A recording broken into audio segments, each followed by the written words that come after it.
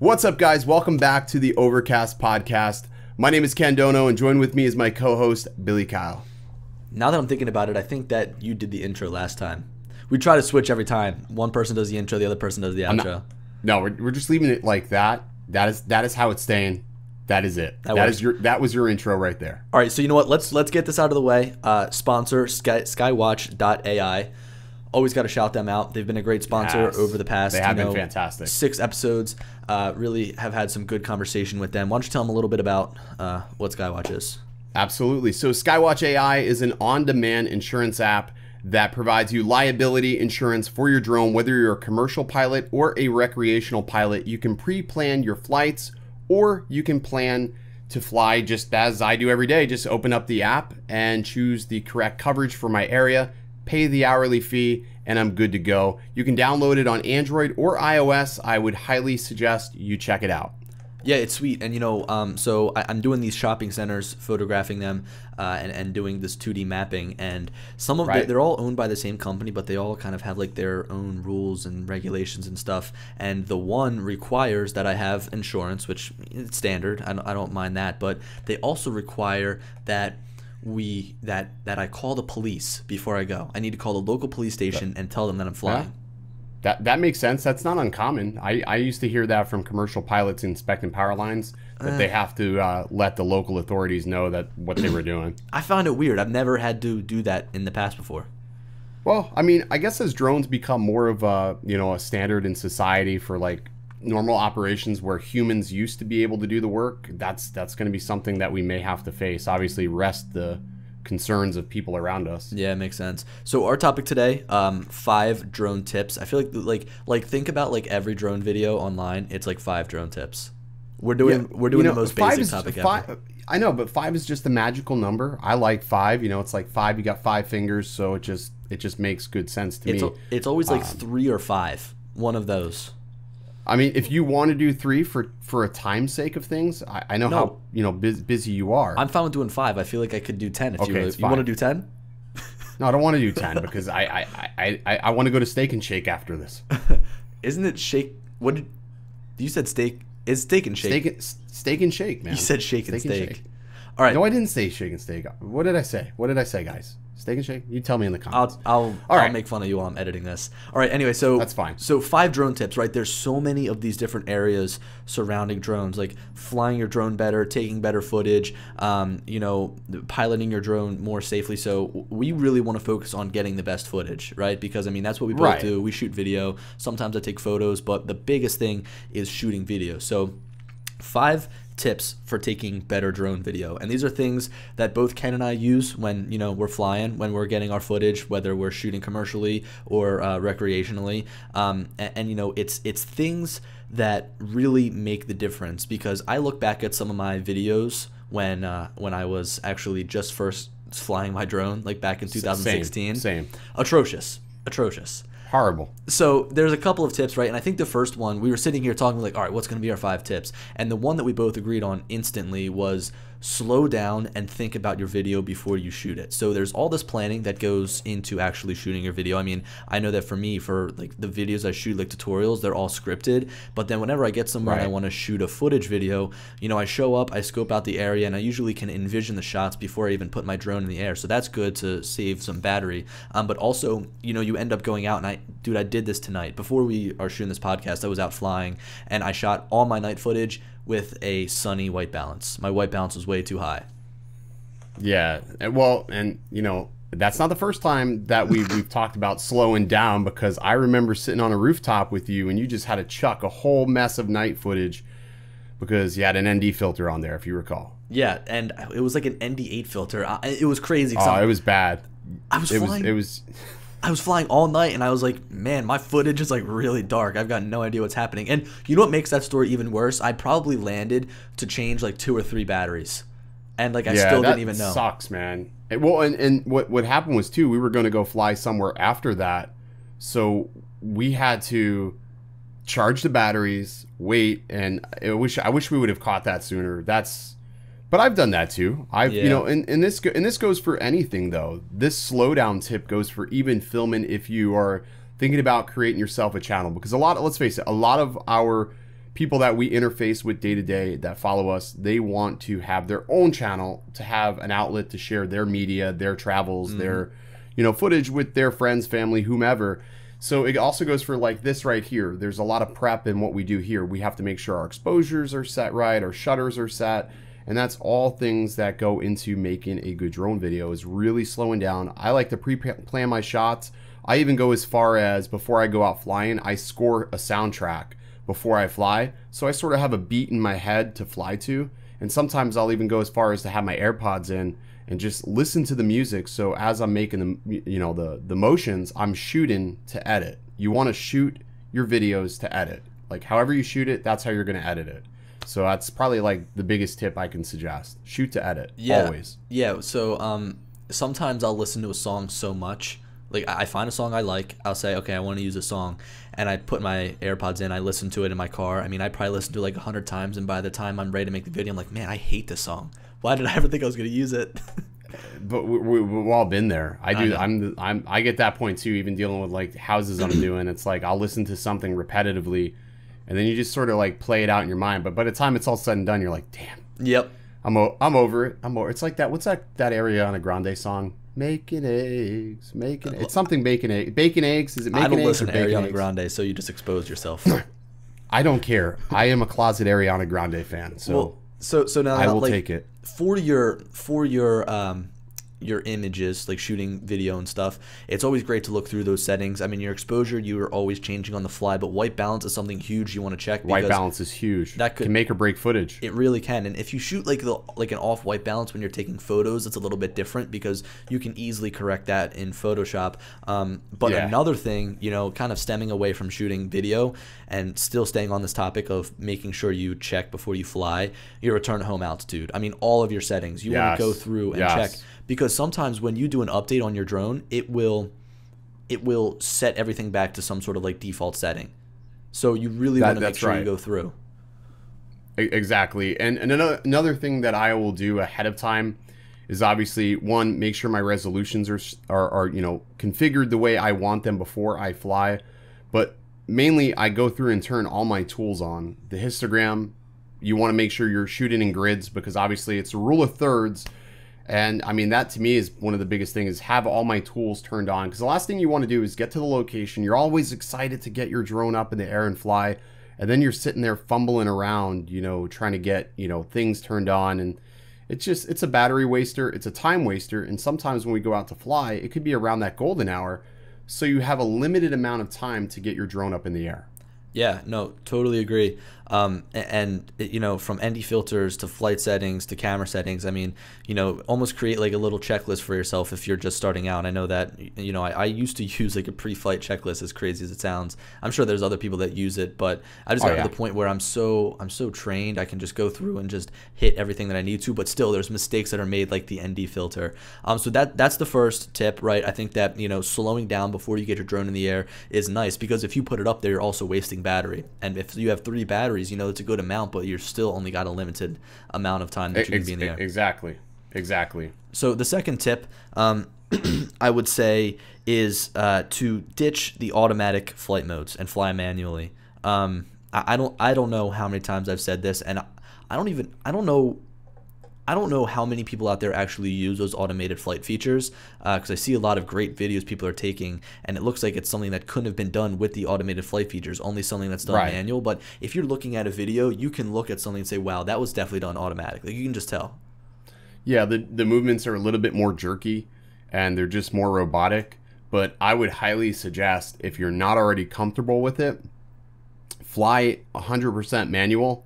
And obviously, we talk a lot about, pinching and, thumbing. For me personally, I was always a thumber. Weird. And then I switched to pinch. I know. I switched to pinch, and I switched to pinch. And then I got myself a lanyard so it can be balanced. And honestly, it's just golden, man. Mm-hmm. It really is golden. No, yeah. And I forget what I was going to say. Well, I get like that too. It's old age, dude. It's fine. What? Totally fine. What? You're calling me old? Yeah. Well, you're older than yesterday, so yeah, it's fine. What? It's fine, dude. It's fine. You're just going to go with it, dude. Just go with it. I mean, there's a ton of cool things that can really come out of being able to fly manually, right? So one of them is flying in sport mode. You can get really fast-looking footage. You can fly really quickly.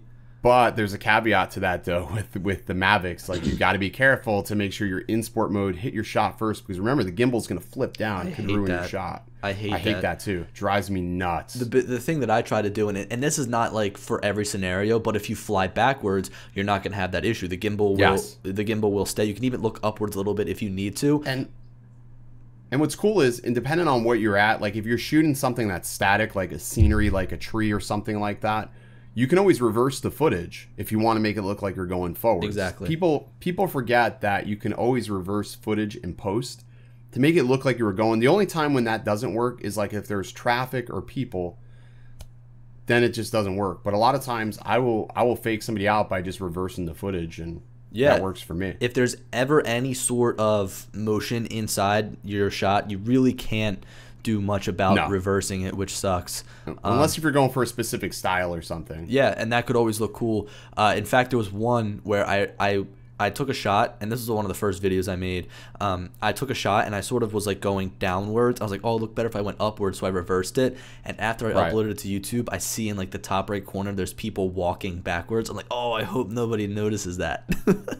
At that point, I'm thinking probably not. Like, sometimes people don't, like, it's weird, like, what people will actually see and look for. Like, filmy type people, like, techies, they may look really detailed at a video, but sometimes people just see the motion and they don't really see the details. Mm-hmm. That's the way I see it, though. So we talk about shoot to edit. We talked about motion, flying backwards, forwards. I mean, no. What else do we have here? Just overall being able to fly manually. It feels more satisfying. Oh, yeah, manually, in my opinion. Oh, it is more satisfying. Absolutely. It's way more satisfying. It gives you a huge range of these different shots you can get. I mean, I know you were talking about point of interest in the beginning, being able to fly point of interest.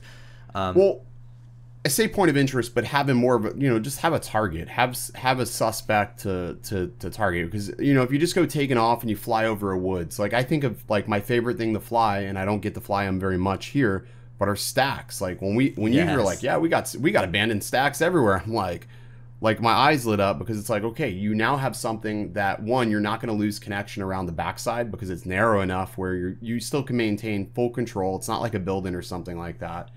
But it just looks awesome to have something to lock onto and to make that orbit. And when you do it on your own manually, it is just way more satisfying than letting a program take control and do it, because it's like you own that product after it's said and done. I shoot point of interest all of the time, and what I find myself doing is, if I've got a stack, for example, I'll just start spinning and spinning and spinning and spinning and spinning, and I'll spin probably 10 times, and then from there I'll be like, okay, that was it, and then I'll go through, and when I'm editing, I'll be like, which was the best spin? Can you just like think about what you just said, though? Like just think about what you like, I'm listening to it like in my ear, and you're like, I'm spinning and spinning. It sounded hilarious on my end, at least. But at least over here. It's like But it's the truth, though. It's true. You take that one point of interest, and then you stop the recording, and then it's like, okay, start the recording, take another point of interest. I mean, you're wasting time, you're wasting battery, just keep spinning until you get what you want. Right, and I guess that sort of leads into my next thing. I'd rather have more A-roll, because, when we're flying our drones, it's not like the same thing. Like, we talk about B-roll, like overlay footage, but I'd rather have more than not enough by the time I leave a location. Like, I always rather have a plethora of film to use than not have enough. My AirPod just died. Give me a hot second so I can put another one in. Is everything good? What happened? Can you hear me? I feel like I lost you, bro. Billy, I lost you. And we thought we had technical difficulties when we were live streaming. What happened here, bro? Whoa, wait, hold on. Why is FaceTime reconnecting, bro? You got internet issues over there? This guy down in Florida right now. It's reconnecting. What's going on? All right, now I can hear you. Can you hear me? Yeah, what's up? You're back in the pods. All right, so amongst that technical difficulty, right? So we've got 2 down. We've got manual flight was our second one, and our first one was what was it? So we had manual flight, slow down. Yeah, slow down, man. So, We should have slowed down before we shot this.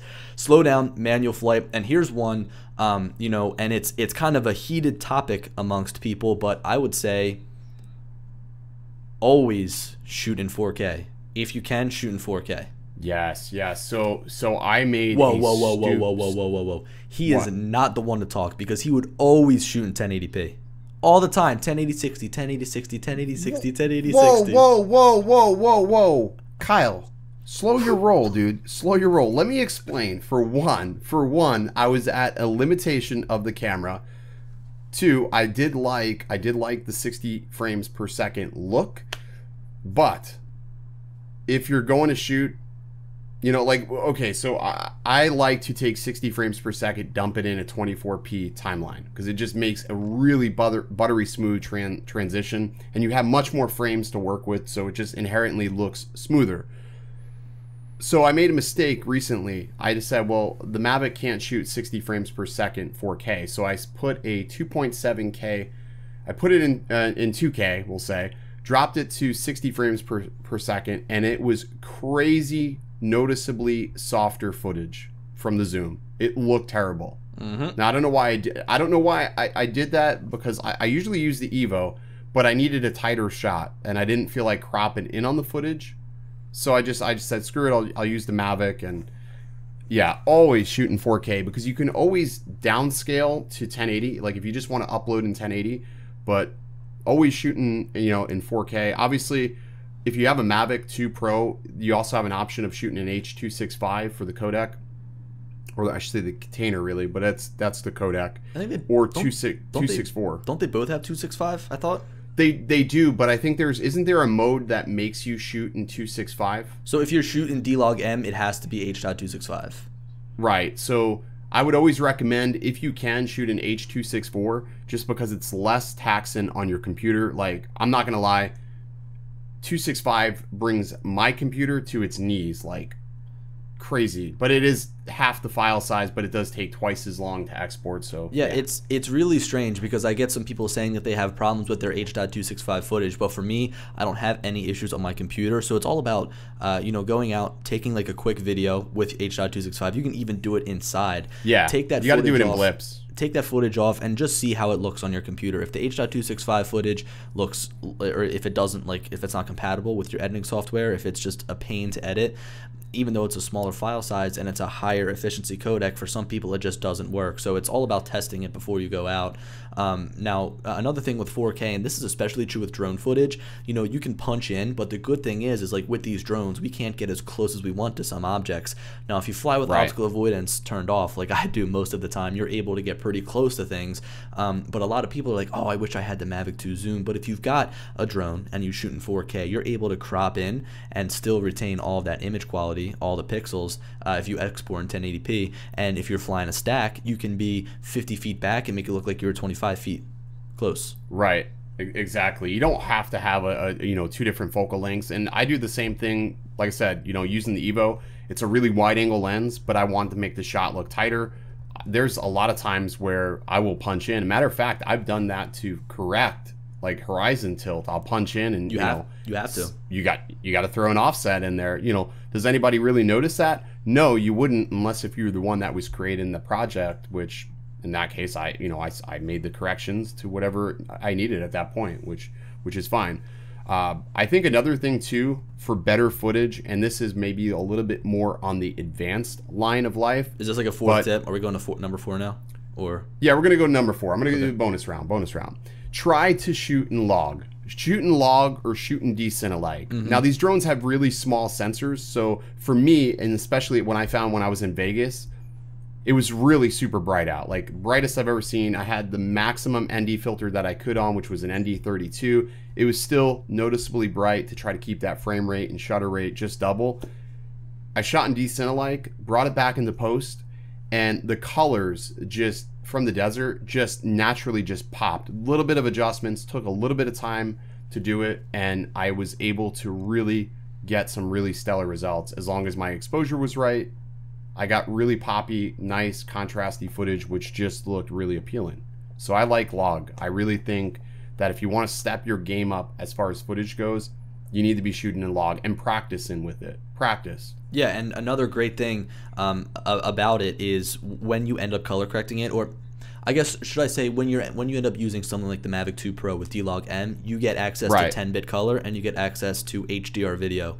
And it's funny because I was flying tonight, as I said before we were shooting this podcast, and around the city the sun was like literally right behind the buildings, and the way that I exposed it, like the entire side of the building was just pitch black. And I noticed when I was switching from my photo mode to my video mode that it went to normal. So I went back, I selected D-Log M with my Mavic 2 Pro, and the whole entire face that was facing me, that was away from the sun, just lit up. It was like it went from pitch black to being lit up. So it really does help you shoot better footage, but there is going to be a lot more time that you put into it, and you need a good editing software in order to do really anything with that footage, because if you share that like log footage raw, it's not going to look good. It's going to look terrible. Yeah, so the other thing that, you know, if you're going to shoot in log, is check out some of the forums. If you're not already a part of the DJI workshop group on Facebook, I would highly suggest go check that group out, because a lot of people will talk and you know, converse back and forth about, you know, their editing techniques. I'm a Premiere Pro editor,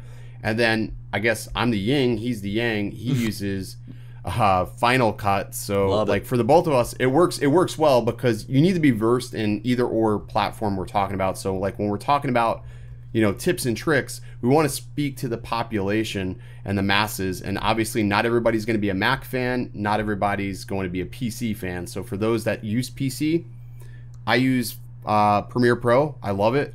And I'm always able to just sort of dial it in. And there's all sorts of LUTs out there too. So you don't have to be that, you know, amazing with color grading. Actually, Premiere Pro has a LUT from D-Log M to Rec 709. So pretty cool though. Yeah, and it really, you know, going through these more expensive softwares actually makes it easier. I mean, absolutely. And you can find free packs online. You can find things to mess around with. And at the end of the day, it's cool because you can give your footage your own personal look. There's people out there that I watch and I'm like, oh, that looks just like Peter McKinnon's footage, or that looks just like Sam Colder's footage. And you know, it's funny. I think every YouTube creator just about that I know has their own like LUT starter pack. Yeah. I have not jumped on that train because I rather, like, I don't know, I'm all about like holding on to a style. So I don't want to like throw it out there like that, but there's like Peter McKinnon makes great LUTs like for good situations that can really get like, you know, northern shots like really pop with his stuff. But yeah, just grab yourself a LUT, something you feel comfortable with, dump it on your software, you know, your timeline, and then just dial it back to your liking. Obviously, like when you first dump a LUT on, it's going to be like really like, but you just dial it back a little bit and you'll end up with a really nice result. Super easy to do, and it gives your footage a little bit more of a unique flair than the next person's. Now, so we've got 4 tips, right? We'll go over them really quickly. I love when going through like a long video, people recap things. So I'm going to continue to recap here. So our first one was to take your time when you're shooting, make sure all your settings are correct.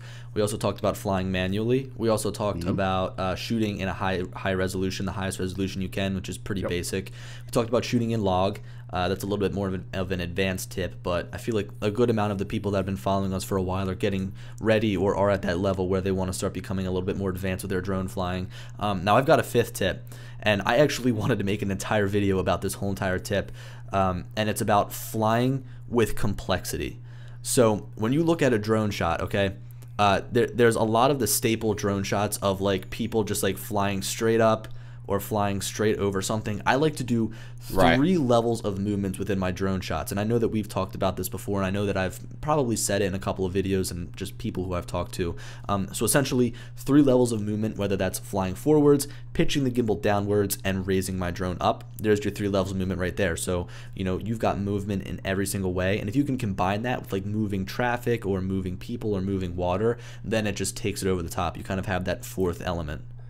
Obviously not over the traffic or people. Well, yeah, no, but I'm saying like a lot of the times what I'll do is here in Philly, you fly over the Schuylkill River, you get a little bit of motion from the water, but also you get the traffic right up there on the side. So yeah, and our lenses are wide enough where it looks like we're like right on top of things, but we're actually plenty far back at times. But I agree. I'm a big fan of like moving forward and you're sort of articulating around the scene, like you're not quite panning to the right, but you're sort of orbiting, but still moving forward as you're increasing altitude. Like that to me, that's my most aesthetically pleasing shot. And as you're tilting the gimbal down on a point of interest. Yeah. So, which reminds me, I'm going to be in Philadelphia next Friday.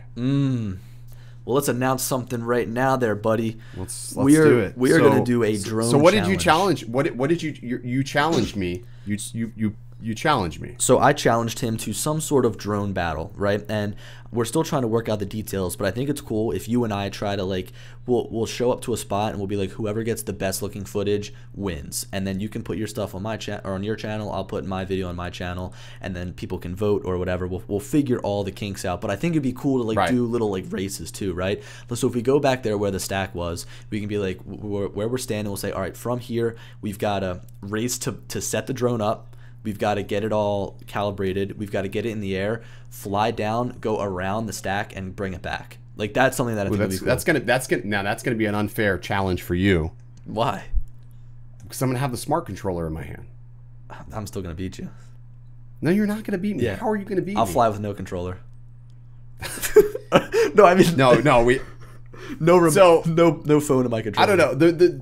So it'll have to be multi-pronged because we're also going to go meet up with another group of people as well. Yeah, we're going up to New York City, so that'll be cool.